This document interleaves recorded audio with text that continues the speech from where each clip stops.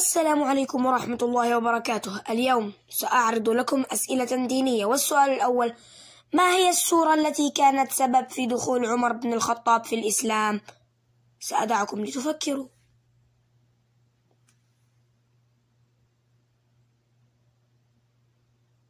الإجابة الصحيحة هي سورة طه.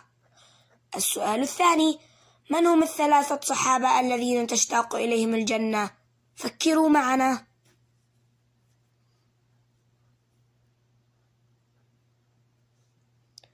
الإجابة الصحيحة هي علي بن أبي طالب، عمار بن ياسر، سلمان الفارسي رضي الله عنهم. السؤال الثالث: من هو الشخص الذي عادلت شهادته شهادة الرجلين؟ سأدعكم لتفكروا.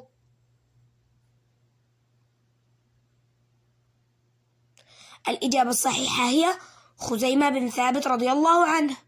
السؤال الرابع: كم مرة ذكر لفظ النار في القرآن الكريم؟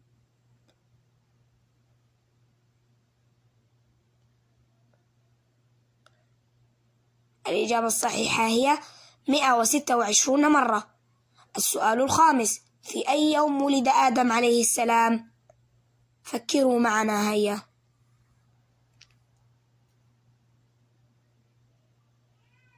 الإجابة الصحيحة هي يوم جمعة. السؤال السادس: من هو أكثر نبي ذكر اسمه في القرآن الكريم؟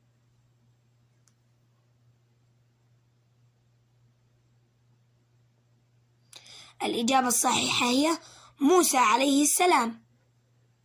السؤال السابع: كم عدد السنوات التي نام فيها أهل الكهف؟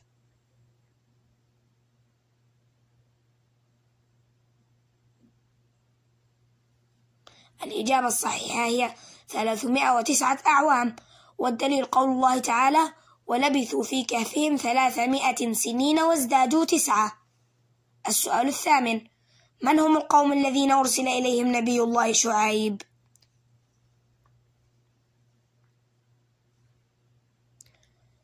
الإجابة الصحيحة هي قوم مدين.